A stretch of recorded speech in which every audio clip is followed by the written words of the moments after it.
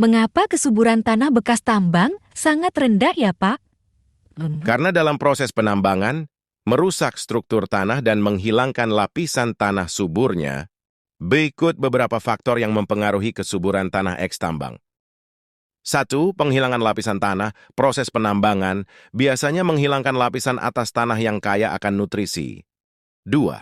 Pencemaran bahan kimia dan limbah dari aktivitas penambangan yang berakibat mengurangi kesuburan. 3. Erosi tanah yang gundul akan menghilangkan lapisan tanah subur. 4.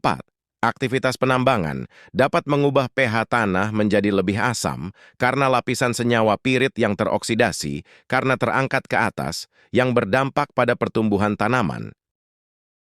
Apakah dapat direhabilitasi untuk dapat subur kembali, sehingga menjadi hutan kembali atau menjadi lahan pertanian normal ya, Pak? Sangat bisa, asal dilakukan dengan cara yang tepat dan dengan kemauan yang keras. Bagaimana caranya ya, Pak? Dengan metode bioremediasi, yaitu pemulihan lahan menggunakan mikroorganisme untuk menguraikan kontaminan lahan tersebut. Mikroorganisme apa ya, Pak? Dengan mikroorganisme alami, yaitu jamur dan bakteri. Menggunakan jamur apa dan bakteri apa ya, Pak? Untuk mendegradasi polutan, hidrokarbon dan kimia berbahaya, menggunakan Pseudomonas sp yang paling tepat dari uji coba yang sudah pernah saya lakukan. Selain itu, Pseudomonas sp juga dapat melarutkan sulfat sehingga dapat menghindari terbentuknya asam sulfat yang berasal dari oksidasi senyawa pirit sehingga keasaman tanahnya dapat berangsur-angsur normal. Dengan keasaman tanah yang normal, maka salah satu syarat kesuburan tanah dipenuhi.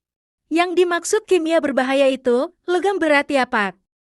Tepat sekali, coba kalian perhatikan reaksi kimia di papan ini.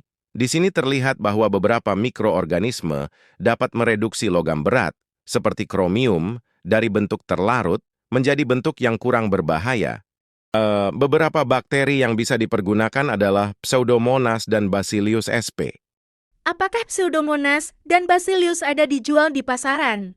Banyak, kamu bisa beli di Shopee atau distributor terdekat di tempat tinggal kalian, yaitu Pupuk Hayati Pucamadu.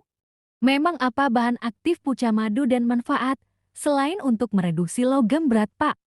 Bahan aktif pucamadu adalah bakteri Pseudomonas sp yang fungsinya telah saya jelaskan tadi, yaitu sebagai pereduksi logam berat dan pelarut fosfat.